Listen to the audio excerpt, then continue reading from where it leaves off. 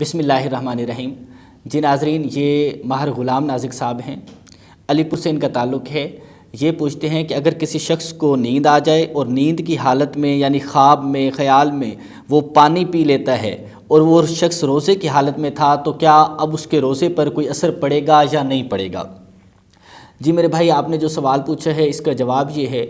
کہ روزے کی حالت میں اگر نیند آ گئی، نیند کے اندر یعنی خواب کے اندر کچھ کھایا یا کچھ پیا تو اس سے روزہ فاسد نہیں ہوگا، اس سے روزے پر کوئی اثر نہیں پڑے گا، کیونکہ عبادات جو ہیں،